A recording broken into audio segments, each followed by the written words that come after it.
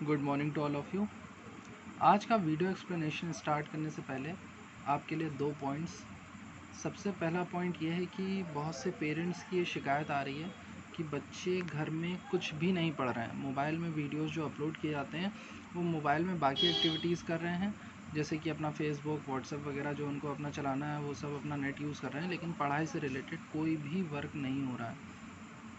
और जो अटेंडेंस रहती है क्लास में उससे ये प्रूव भी होता है।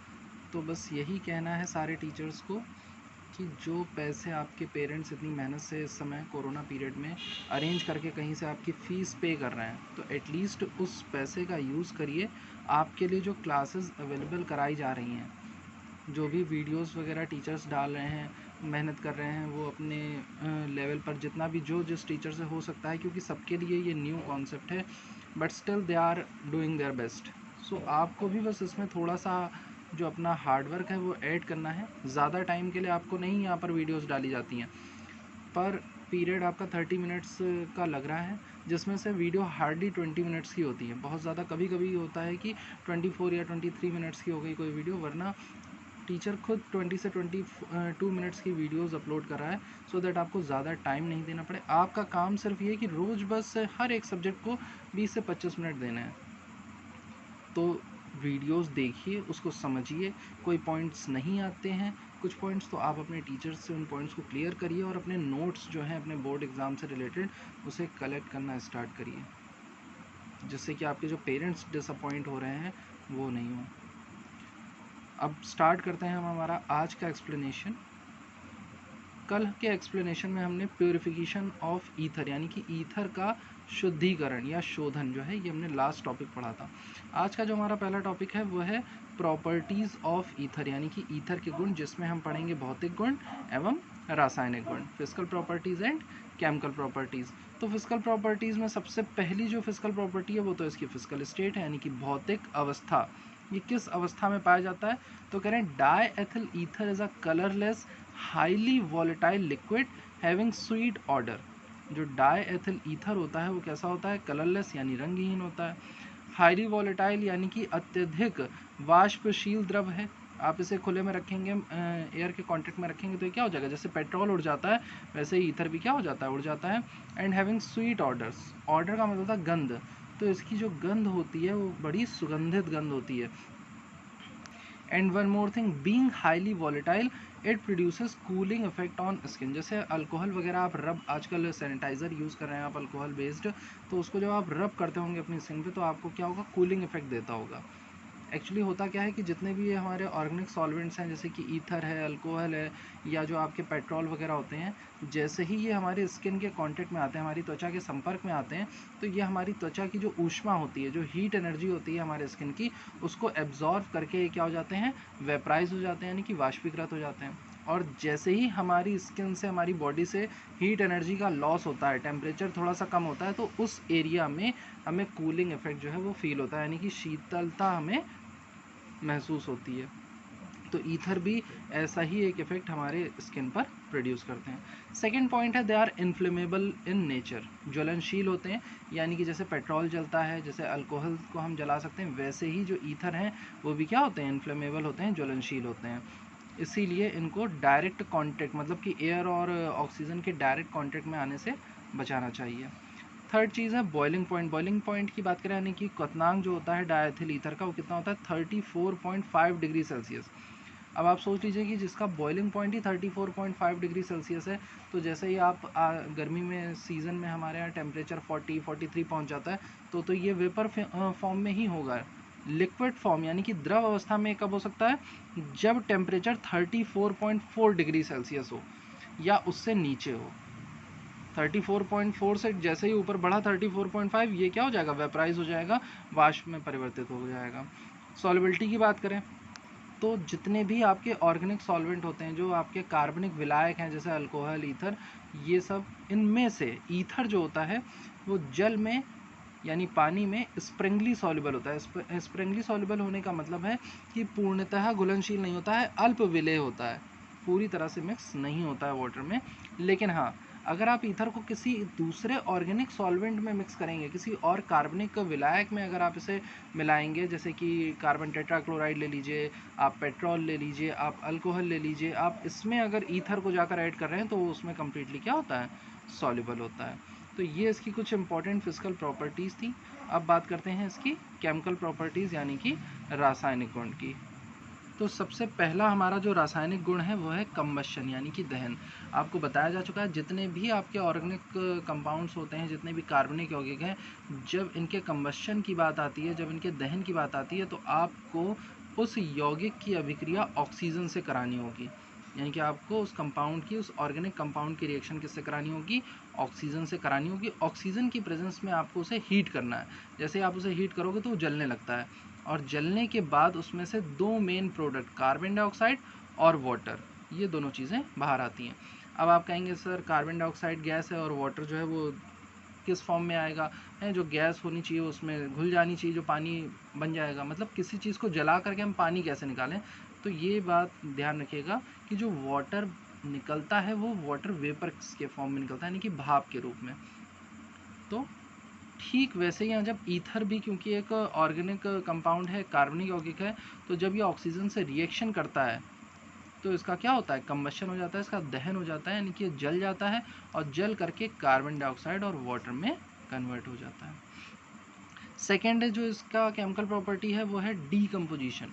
डीकम्पोजिशन का मतलब क्या होता है, डीकम्पोजिशन का मतलब होता है अपघटन, मतलब एक ऐसी अभिक्रिया, एक ऐसी रिएक्शन जिसमें हमने क्या किया, हमारा जो ऑर्गेनिक कंपाउंड था उसे उसके सब्सटीट्यूएंट पार्टिकल्स में, उसके उन कणों में जिनसे मिलकर के वो बना होगा कभी, उनमें तोड़ देना, यही कहलाता है हमारा अपघटन या डीकम्पोजिशन। अब ये कैसे करेंगे, तो कह रहे हैं on heating N atmosphere of Cl2 gas, यानी जो एटमॉस्फेयर होना चाहिए, जो वातावरण होना चाहिए आसपास का, वो सामान्य ना होकर के उसमें किसकी उपस्थिति होनी चाहिए, क्लोरीन गैस की उपस्थिति होनी चाहिए। तो क्लोरीन गैस जब प्रेजेंट होगी तो उस कंडीशन में जब आप अपने डाई एथिल ईथर को हीट करेंगे, गर्म करेंगे, तो वो कार्बन, वाटर और HCl, इन तीन चीज़ों में क्या हो जाता है, डिकम्पोज हो जाता है। केमिकल रिएक्शन देखिए क्या हो रही, C2H5O C2H5, ये डायथिल इथाइल ईथर है, इसकी रिएक्शन हो रही है 4 क्लोरीन मॉलिक्यूल से, 4 क्लोरीन के यहाँ पर अणु लिए हमने, गर्म किया तो हमें मिले 4 कार्बन के पार्टिकल्स मिले, आपको H2O मिला और 8 HCl के मॉलिक्यूल्स हमें प्राप्त हो जाते हैं।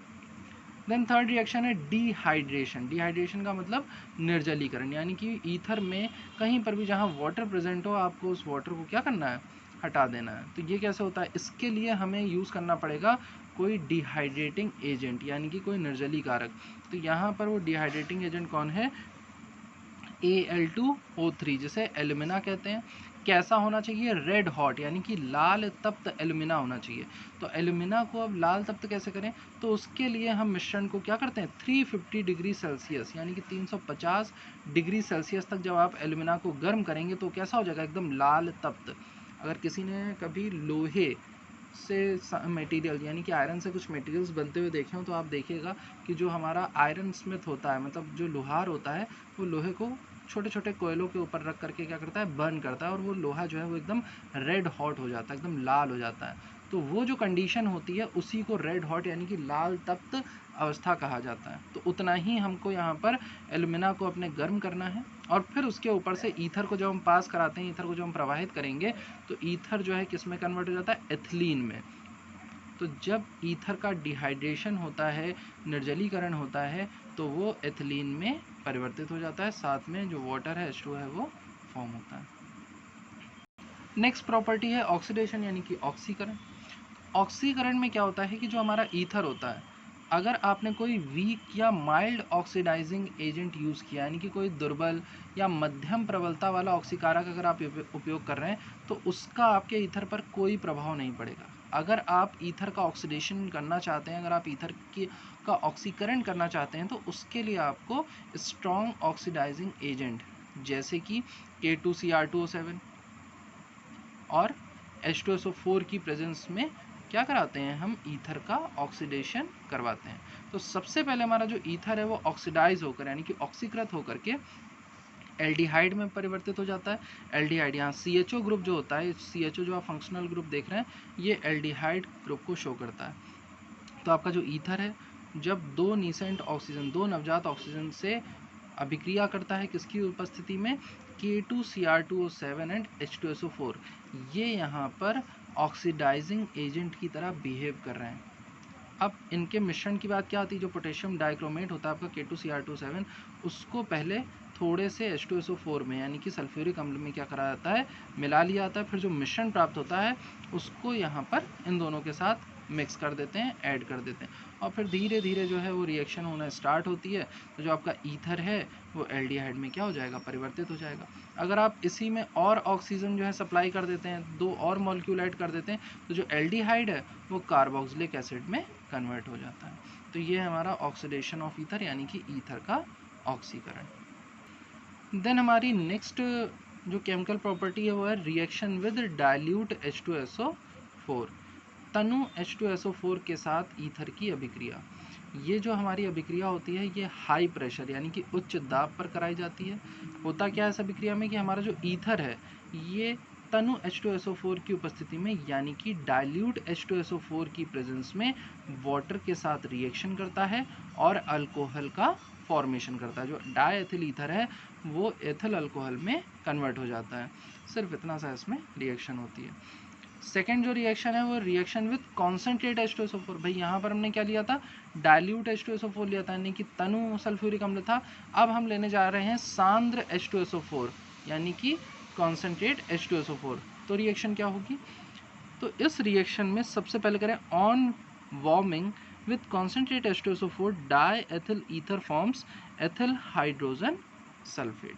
जो हमारा डायएथिल ईथर है, देखिए C2H5O C2H5 ये डायएथिल ईथर है, और इसको हम क्या कर रहे हैं, इसको हम हीट कर रहे हैं कॉन्सेंट्रेट H2SO4 के साथ। तो यहाँ पर C2H5HO यानी कि C2H5OH इथाइल अल्कोहल निकल जाता है, साथ में प्राप्त क्या होता है C2H5HSO4। इसी का नाम है एथिल हाइड्रोजन सल्फेट। नाम भी देखिए याद करना कोई मुश्किल नहीं है। C2H5 एथिल ग्रुप है, हाइड्रोजन लगी हुई है, और SO4 सल्फेट ग्रुप होता है, तो नाम पड़ गया एथिल हाइड्रोजन सल्फेट। फिर इसके बाद यहाँ पर जो हमें एथिल अल्कोहल प्राप्त होता है वो एथिल अल्कोहल भी क्या करेगा, H2SO4 से रिएक्शन करेगा और उसमें OH और H जो वाटर है वो निकल जाएगा, और फिर भी हमें क्या प्राप्त होगा C2H5HSO4 यानी कि एथिल हाइड्रोजन सल्फेट। इसका मतलब है कि इस पूरी केमिकल रिएक्शन में, पूरी रासायनिक अभिक्रिया में हमें दो अणु जो हैं वो एथिल हाइड्रोजन सल्फेट के अलग अलग स्टेप में यानी अलग अलग पदों पर मिल जाते हैं। तो ये है हमारी reaction with concentrate H2SO4। Now the next reaction is reaction with PCl5 phosphorus pentachloride के साथ अभिक्रिया। नाम याद, या तो फॉर्मूला याद होना चाहिए तो आप नाम लिख सकते हैं, और नेम याद है तो आप फॉर्मूला लिख सकते हैं। जैसे इसका नाम क्या, फॉस्फोरस, P से फॉस्फोरस होता है और 5 क्लोरीन है तो फॉस्फोरस पेंटाक्लोराइड। तो जब हमारा डायथिल ईथर जो है फॉस्फोरस पेंटाक्लोराइड के साथ रिएक्शन करता है तो सबसे पहले तो POCl3 तो बनाएगा ही, साथ में बनाता है एथिल क्लोराइड। एक तरह से आपके एल्किल हैलाइडों का ये मेथड ऑफ प्रिपरेशन हो सकता है। आप एल्किल हैलाइड यहाँ पर निर्माण कर सकते हैं, बना सकते हैं, किसकी मदद से, ईथर की मदद से। तो ईथर का फॉर्मूला C2H5O C2H5 रिएक्शन कर रहा है PCl5 से। जैसे ही इनके मिक्सचर को थोड़ा सा हीट किया जाएगा तो हमें मिल जाएगा 2 मॉलिक्यूल्स ऑफ C2H5Cl यानी कि एथिल क्लोराइड के दो अणु और साथ में POCl3। Now the next reaction is reaction with carbon monoxide. Carbon monoxide के साथ जो अभिक्रिया होती है, कह रहे हैं when heated with carbon monoxide in presence of BF3 at 500 ATM। जो आपका प्रेशर रहेगा वो कितना रहेगा, 500 वायुमंडलीय दाब, और साथ में टेम्परेचर रहेगा 180 डिग्री सेल्सियस।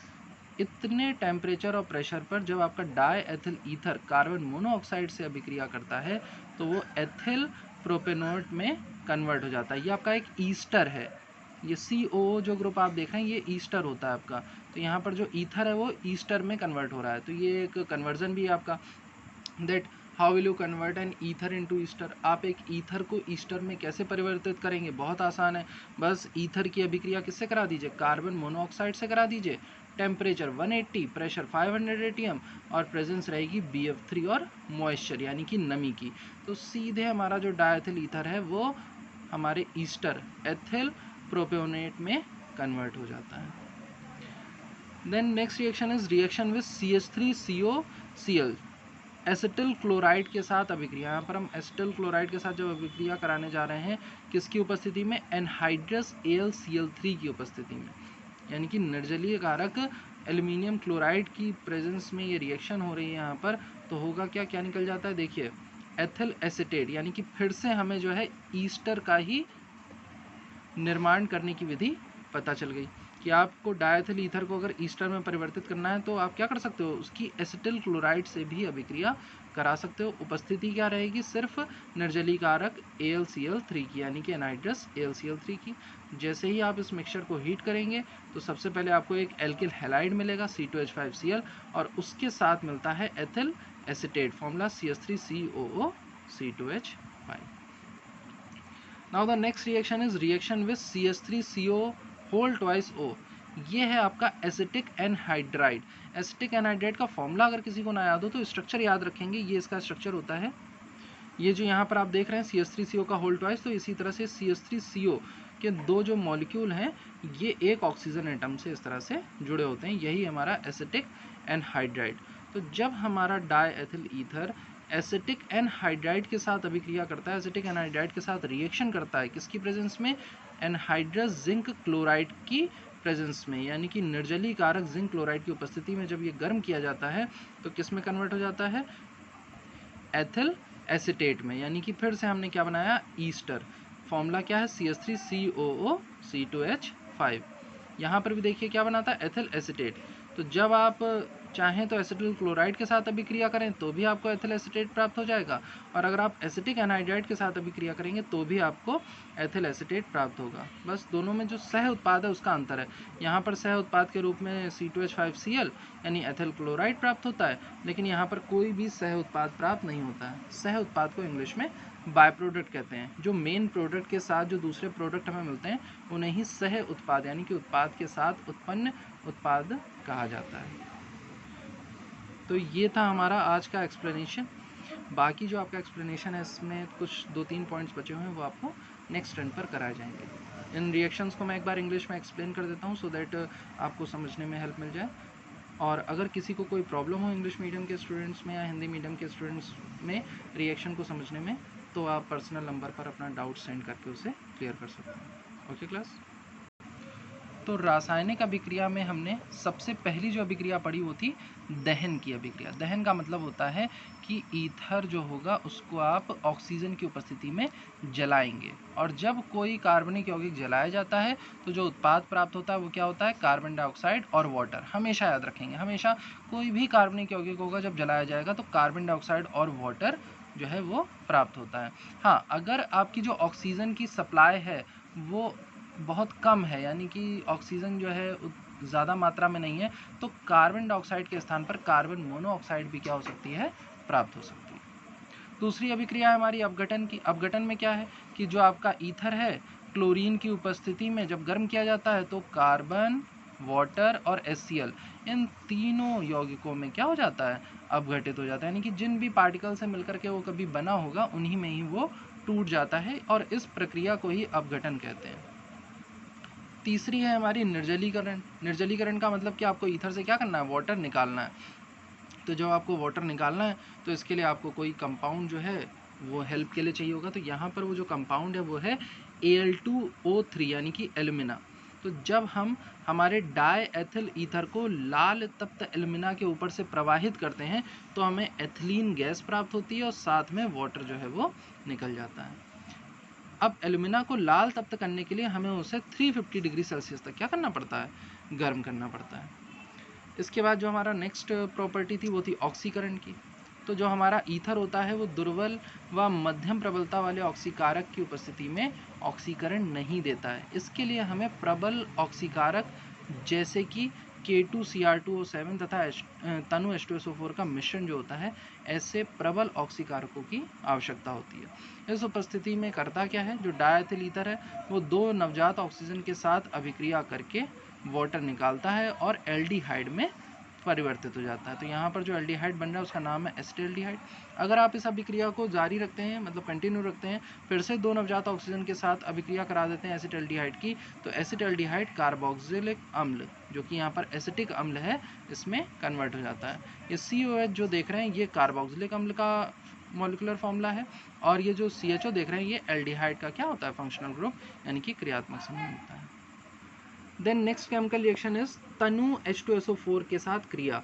डाइल्यूट H2SO4 के साथ हम यहाँ क्रिया कराएंगे, तो H2SO4 से 2 रिएक्शन होती हैं। एक बार आप कराएंगे तनु H2SO4 से, एक बार कराएंगे सांद्र H2SO4 से। जब हम हमारे ईथर को तनु H2SO4 के उपस्थिति में गर्म करते हैं, तो ये जो ईथर है ये वाटर यानी H2O के साथ रिएक्शन करता है और एथिल अल्कोहल में परिवर्तित हो जाता है। और इस अभिक्रिया के लिए दाब जो होता है वो हमें उच्च रखना पड़ता है, हाई प्रेशर पर होती है। अब इसी अभिक्रिया को अगर आप सांद्र H2SO4 के साथ कराएं, कॉन्सेंट्रेट H2SO4 के साथ कराएंगे, तो आपको क्या मिलेगा, एथिल हाइड्रोजन सल्फेट। कैसे? सबसे पहले ईथर जो है वो H2SO4 से अभिक्रिया करके बनाता है एथिल हाइड्रोजन सल्फेट, साथ में एथिल अल्कोहल। और फिर ये जो एथिल अल्कोहल है ये भी H2SO4 के साथ अभिक्रिया करके क्या बना देता है, एथिल हाइड्रोजन सल्फेट। ये देखिए जो आपका एथिल अल्कोहल है ये भी H2SO4 के साथ रिएक्शन करके क्या बना रहा है, C2H5HSO4, एथिल हाइड्रोजन सल्फेट। इसके बाद हमारी जो नेक्स्ट रिएक्शन थी वो थी PCl5, फॉस्फोरस पेंटाक्लोराइड के साथ अभिक्रिया। तो फॉस्फोरस पेंटाक्लोराइड के साथ अभिक्रिया करके जो डाई एथिल ईथर है वो एथिल क्लोराइड में क्या हो जाता है, परिवर्तित हो जाता है। एक तरह से परिवर्तन भी है ईथर का एल्किल हैलाइड में।